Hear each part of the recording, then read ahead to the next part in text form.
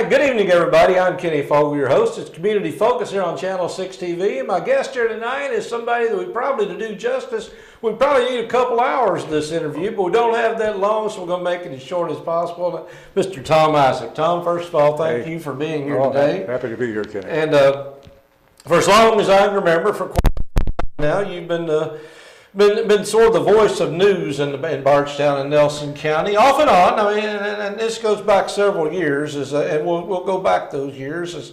And the reason we're having a meeting here with you today is I know you're announced you're getting married, and moving out of town. So Well, that's been going on in itself for about 9.5 years. Well, it's finally going to happen. Yeah, it is. Long engagement. But yeah, Charlene Elizabeth Jones, who I went down to Tennessee with back about 6 years ago. We are getting married end of June and heading to Austin, Texas, which is where my son has been located for several years now, and happy to be in his neck of the woods. I see it as sort of an adventure, and yet another adventure. I just turned 79 last week, as a matter of fact, and still ready for adventures out there. Well, let's go back to I know you probably had adventures before that, but let's go back into the 1960s here in Nelson County when you first came to WKRP radio. That was 1966. Scott Cederholm and I came in the fall of that year in '66, and went through the period of getting the radio station, the bright sound of Bardstown, as we called it for a while. And then getting the FM, WOKH, which that's sort of come full circle. It was at 96.7 back in that day. Going through the process of getting that frequency allocated to Bardstown, which was pretty difficult in itself. But it's all been an adventure, and I love Bardstown. I'm going to miss it. I left about 3.5 years ago, and then did come back, and now taking off again. So who knows what the future might hold, but I'm looking for Austin to be my, if I was a stray dog, as my forever home is probably going to be down there. The bright sound of Austin just doesn't sound right. No, it doesn't really, and I don't anticipate getting involved in any media down there. I do plan to get involved in the community, though. I found that has been one of the gratifying things about getting involved in media, and then that sort of spills over into other aspects of community life, which really makes small town living fun. Yeah. It really does, and very gratifying. Well, let's go. I know Butler University, I believe. Yeah, Butler, class of '63. And then something brought you to Bardstown. Well, started looking at opportunities, leafing through Broadcasting Magazine, which is a weekly trade publication, looking for stations for sale. And the Bardstown station, Larry Adams was owner/operator of the station at that time. He had decided he wanted to locate in Florida. And, which I think he still is. At a station in the Fort Myers area. And yeah, just Kentucky had always appealed to me. I had not been out of school all that long, just maybe 2.5, 3 years. Had a little stint at Fort Knox in the interim. But first visit to Bardstown, first visit thinking in terms of, is this a town I want to move to? I was very, very taken by the town, and never looked back, really. Well, you've seen a few changes in Bardstown over the years. I know growing up here. It's 66, yeah, there have been, but the feel of the town is still the same. You always hear it, small towns are very exclusive and hard to get to know people, etc. Never had that problem, and part of that was the media connection. You start getting invited to civic meetings and Chamber of Commerce events, and making contacts, and that's easier for people that come in. We'll say if I came in as an insurance salesman, I probably would not have had quite the reception, and I know it's true of Scott Cederholm as well. We both, within the first week that we were here, we had been to either an Optimist or Kiwanis, or Rotary didn't exist at that time, and got very active very quickly, and that really is what has made it fun. Well, obviously, you had several years at WBRT. We could probably talk all kinds of radio adventures because people do not. I used to say WKRP in Cincinnati. Everybody thought that was a comedy. That was real life. I mean, just about everything other than the turkey drop, I think was done. Yeah, we never tried the turkey drop, but doing play-by-play tennis, you name it. And that again is if you're the boss. You don't have anybody saying, hey, that's impossible to do, or you can't do that, or nobody's going to watch. You just go out and do it and have fun of doing it. And that's been something I don't regret a bit. And PLG TV. Well, that's what I'll get into. A few years later, you and Steve Lowry, and I believe Gene Bazaar, wasn't it? Or who was that? No, not Gene Bazaar. Gene never got involved in my media adventures. Gary, I started to say Bertolf, but it's Burgon, who owned the cable television operation in the southern half of the county, including New Haven at that time, and it's changed hands several times, but he had approached me to help him make a bid for a local insertion on the cable TV operation, which was owned by the city of Bardstown. City of Bardstown was not interested in having an operation like Channel 6 or 13. They didn't want to get into the sales part of it. And Gary approached me, and in turn I approached Steve, because I thought, okay, we've got the contacts here. And we ended up, there were two outfits in Louisville that had bid for those contracts. And it was my thought that if we had a product that would also give back to the community rather than just insertion on some of the selected cable set television stations, that we would have a better chance of getting the franchise, number one. And secondly, it was something that we had already. Between the paper and WBRT, we had a news operation, and it was just a matter of repackaging information that we had. Well, it started out right there in the WBRT. I remember you gave me the tour years ago. It was a pretty short just tour. One little computer. Yeah, basically it was, and that was it. And it grew down through the years. The growth really happened after the Kentucky Standard bought out Gary and I, and they had deeper pockets than we did as individuals. And we were able to upgrade the equipment. And in a small market, you hit a certain ceiling, I guess, really, as far as what is practical. Something similar to this has happened in other parts of the country. And in some cases, I think in terms of Rolla, Missouri, which I had visited as a radio property back years and years ago, but they had a similar operation to PLG or to what Gary has here at Channel 6, but they grew it too big. And all of a sudden, I don't think they ever had a traffic helicopter, but it was just about that big. And Rolla is a medium-sized community, and they just grew it too big. And then all of a sudden, they've got all this equipment for sale. And that part is sad. But we kept things mean and lean at PLG, and they continue to do that, and doing things that are practical, but still fun. Well, the fact that Bardstown, Nelson County has media that we've been extremely fortunate. I mean, I know you could probably go think back on some events. I know you're right in the middle of the fire at Heaven Hill. So, I mean, that's probably one of the biggest events. Yeah, and PLG was around at that time, but the video that was shot out there was done by Kim Houston.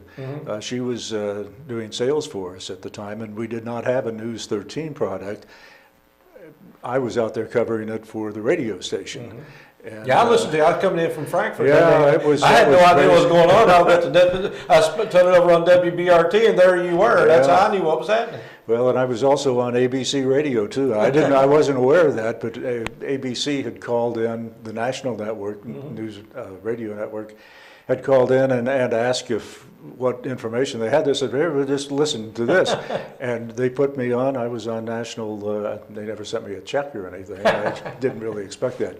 But that was one of those things, and you've gone through covering events like that, Kenny. I know you lose track of time. I had no idea. I was out there solid for about three and a half hours, and I'm glad I never made a recording of it. I imagine there was probably a lot of repetition there, but that was a devastating fire. But being part of something that big, with the knowledge that I think there might have been a little bit of smoke inhalation with one fireman, maybe two firemen, and that was it as far as injuries were concerned, or as far as, negative parts of it.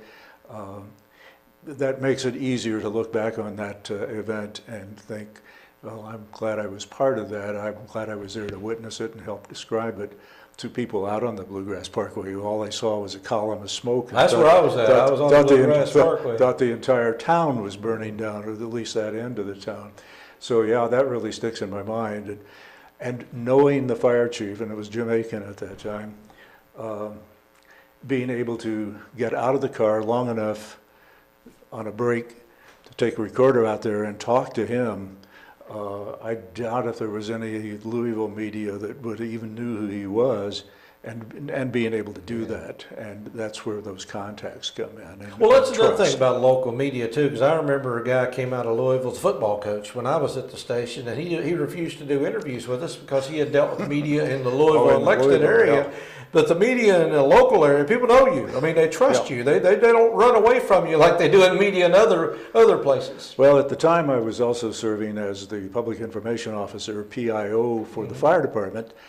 And so I was asked in the aftermath of the fire, more than during that the event itself, to be the liaison with Louisville media, and was happy to do that.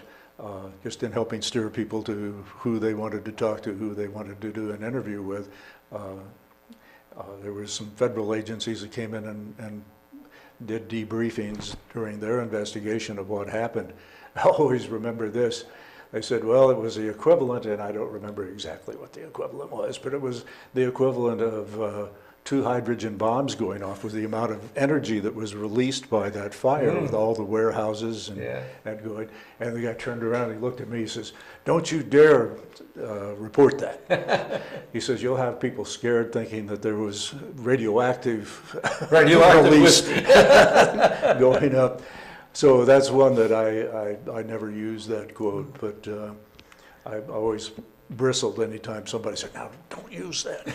Always.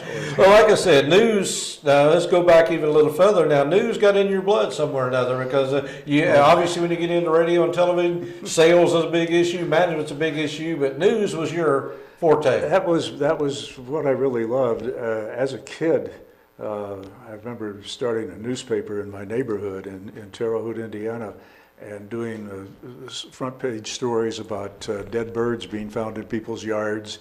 And I was like maybe 9 or 10 years old, but doing layout and all that, and got very caught up in that.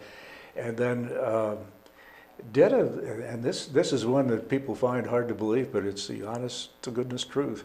Motorola, during the period right before World War II, came out with a record player that actually had the audio from the output of the record player picked up in a wireless situation into a nearby radio, as opposed to having its own audio system. And my dad had sent off for one of these scare your friends or fool your friends microphones that you could hook into a radio and talk, and hey, what you doing? And had wired this thing into that Motorola phonograph. So we found that instead of it just being a 5-foot radius, we found out we could broadcast for an entire block in my neighborhood, which was on the east side of Terre Haute, and started a radio operation. It had very, very odd hours, just whenever we felt like it.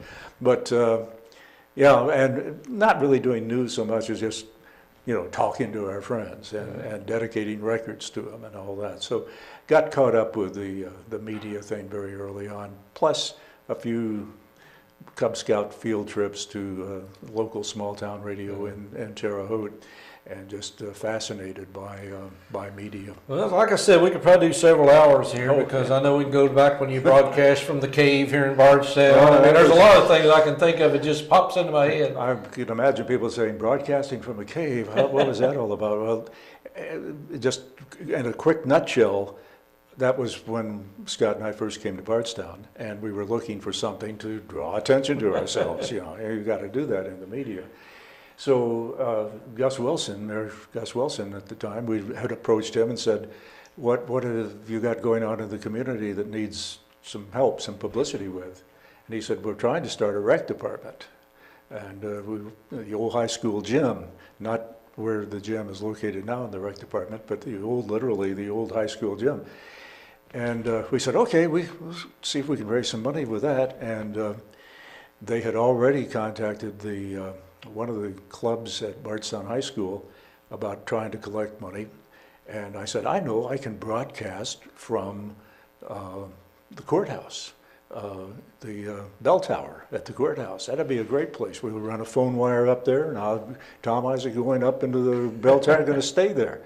Well, Jim Sutherland was county judge at the time, and of course I approached him. I said, no way, no way. He says, there is more guana up there, bird poop. He says, you'll kill yourself if you go up there. I'm not going to let you do that. So I thought, okay, there's got to be someplace else. Well, somebody had told me about the old St. Joe Cave, which was on city school property. It still is. And well, that might be a fun place. So we tried to get the phone company to run a phone line so we could do live broadcasts from there. As people would solicit, we need to raise $5,000 and do updates where we are. Well, phone company wouldn't do it. They would not run lines through trees to be able to actually Imagine that. So that was kind of disappointing. But we did have tape recorders. And so that's what we used to do our updates. Mm-hmm. And we did this over a weekend. It was a fairly mild weekend in October, latter part of October. And I remember Bill Samuels Sr., who had lived at Star Hill Farm at the time, came over with a dinner party after dinner. After they'd had the dinner, they decided they wanted to come over to the cave, and went down the valley and back up and came in. They were one of my guests. Michael Kirtley was a student at St. Joe Prep. He came in with a bunch of his friends. They were trying to scare me there was all kinds of legends about that cave, about an old fiddler going in there and getting lost. Yeah, and still down in the bowels of the earth somewhere. He came over. They tried to scare me with some violin music, and I didn't know Michael at that time from anybody, but has since become a good friend. So anyway, and we ended up not on the strength of get Tom Isaac out of the cave, because he'd care less. He probably made more money by saying keep him in there by donating money, but by simply because it was a good cause. And kids worked really hard, and they went out door to door, and they solicited funds for it, and they raised the $5,000. So that was early on in that project. Yeah. That was fun. Well, like I said, we can sit here and talk all day long, easily. and I know I've been with you at United Way, Rotary Club, and you've been involved in the community in a lot of other ways other than just media. Yeah, but that's just it. If you go to cover a meeting, whether it's about the honor flight that's going to be taking place here with our Sons of Bardstown later in the year, or if you just go cover a meeting for something, all of a sudden you find yourself, well, you're in the media, what can we do? And then all of a sudden you're on the board. Yeah. Flash A Hospital, working down there as well. Exactly. I could probably sit here and name a bunch all day long. Well, like I said, I hate to see you go. We've gotten to be friends over the years, and I haven't made a lot of friends, and I can't afford to lose them. Very many of them, so I can't. Too many of them move out of town, I'm in trouble. But I do want to thank you for everything you've done since you've been here for all the many years. Hope you don't become a stranger to Bardstown. Oh, I won't. We have you back as often as possible. And Austin, we'll warn them, let them know you're coming. So I'll let you. This is Kenny Fogle hosting tonight, but I know you had a trademark saying when you left on the newscast every night. And if you can remember it, that's the way we're going out here. Have a great evening and an even better tomorrow. We're out.